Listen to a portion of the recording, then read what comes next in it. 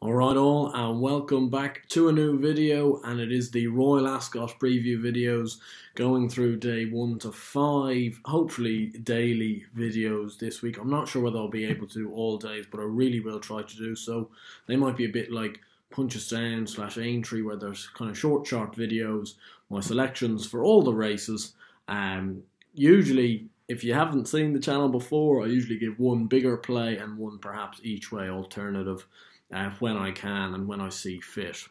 Anyway, no need to beat around the bush too much here and move into tomorrow's action, which is probably one of the best days, starting off with the Queen Anne Stakes, which is a very, very difficult race this year.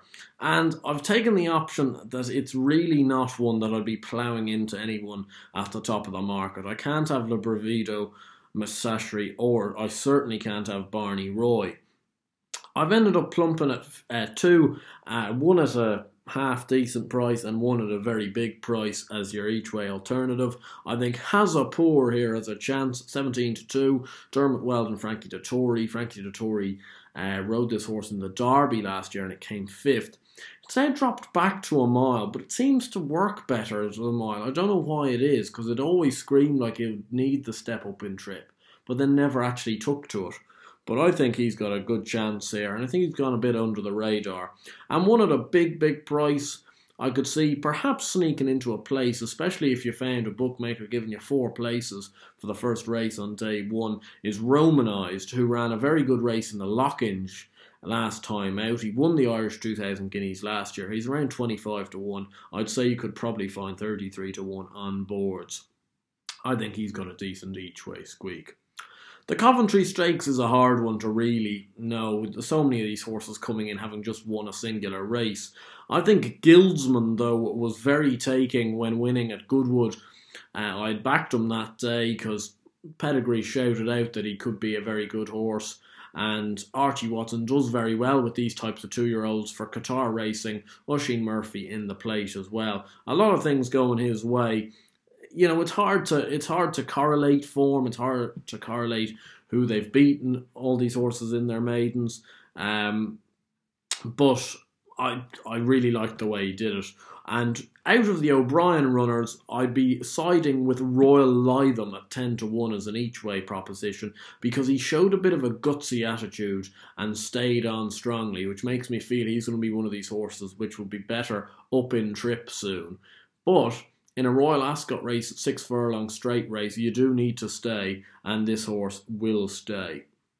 The King's Stand Stakes, one of the most exciting races really of the year in flat racing for these quick horses, and I'm a massive Batash fan, always have been, always will be. If the Batash we know can turn up, does turn up, he will win the race. He could blow over though. You know, you never know. He's out in stall 12. He's not ideally positioned, but I still think he'll take all the beating if he turns up on song.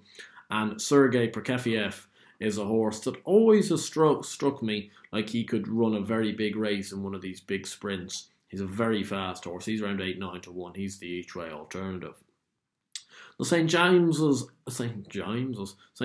Palace Stakes. Phoenix of Spain versus Too Darn Hot.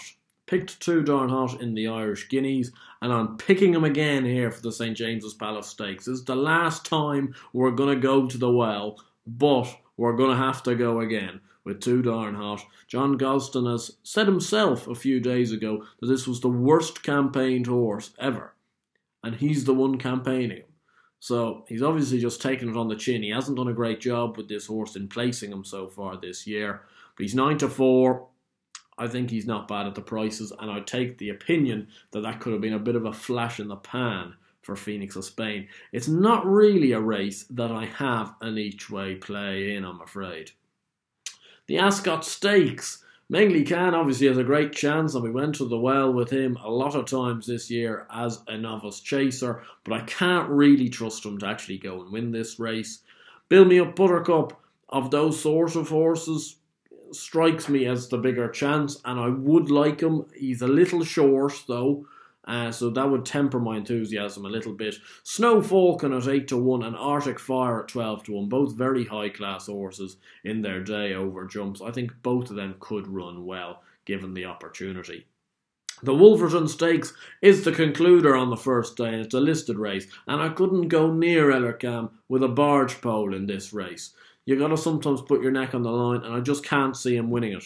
Magic Wand, on the other hand, won at this won at the Royal Ascot Meeting last year, has been running good races in better types of races. I just can't see how both of them are 4-1, to be honest. And my each way play would be Willie John at 10-1. I think he can well reverse form with Ellercam from, I think it was Goodwood. Yeah, it was Goodwood last time out that they did meet each other. So it's Magic Wand and Willie John in the last. Anyway, if you enjoyed this video, please do give it a like and subscribe to the channel down below. And of course, give me your opinions on the day one action. Who do you think's going to win the Queen Anne? Do you think Phoenix of Spain will uphold the form with 2 Darn Hot? Let me know down below. And hopefully I'll see you tomorrow for day 2's preview. Until then, best of luck.